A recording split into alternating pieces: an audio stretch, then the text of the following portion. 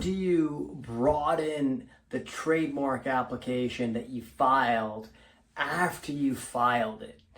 And can I do that? Hi, my name is Derek Fah, patent and trademark attorney with the Plus IP firm. And this video is going to be about broadening the scope of your trademark application or trademark registration after you file. And I'll be as short and direct.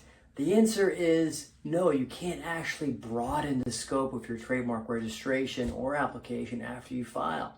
You can only narrow the scope of the application. And I'm going to tell you why you can only do that. So to understand why you cannot broaden the scope is because the class system that the United States and every other country operates under, the entire world operates under this international class system where it identifies particular goods and services and puts it in a particular class. It categorizes them into a particular class. For example, clothing, hats, socks, t-shirts are in class 25. Online retail store services is in class 35. Downloadable software that you would have on your phone is in class 9. Software, non-downloadable software that you may use on, via cloud server on your desktop is in class 42. You may be saying, well, all these different classes, why shouldn't I just file an application for as many classes as possible? Well, a few reasons. The first reason is how the cost. Every time you file for a different class, it increases the cost to you to file. Also, if you're not using certain goods and services, eventually you'll need to prove that you are using the particular goods and services.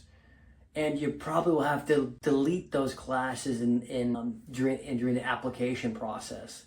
So you have to really think about what you're going to be using in the future. In the US, we have a use-based application, which means you're actually using the mark already. And then we also have an intent to use application, which means that you are intending to use the application in the future. With the intent to use application, you don't actually have to be using all these different goods. So for example, if you are doing software and you think you're going to have a mobile app on your phone and a non-downloadable app, maybe on your browser or for your desktop app, you can actually, or cloud something from the cloud, you can actually use classes 9 for downloadable and 42. You can file both because you're thinking you're going to be intending to use both those type of software. But eventually, during the application process in the United States, you actually will need to submit documents proving that you're using the marks in commerce. So you may have to delete, you can always take away what you're not using.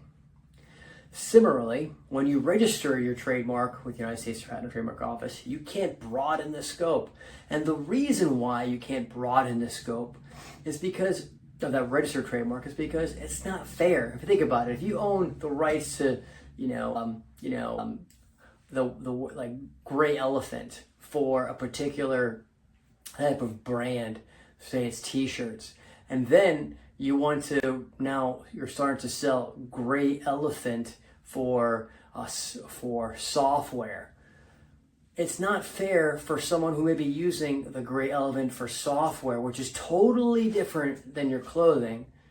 It's not fair for that person to not be able to use their trademark because you want to use it, even though you haven't been using it. So the Trademark Office requires you, if you want to broaden the scope of your trademark registration, requires you to actually file a whole new application and go through the entire examination process for that particular good or service that you're now trying to get registered. So we typically recommend that clients do a new search to make sure that even though they have a brand, that the mark that they're using or they would like to use for the new type of goods they want to apply for is actually safe to actually use. So, make a long story short, you can't broaden the actual registration or application, but you can file new applications and try to acquire new registrations for the additional goods. So, hopefully you enjoyed this. Hopefully it was helpful. If you have any questions about the goods and services for your application, give us a call. Please like and subscribe to the video. Please like the video if you enjoyed it, and also hit the subscribe button. Really appreciate you watching.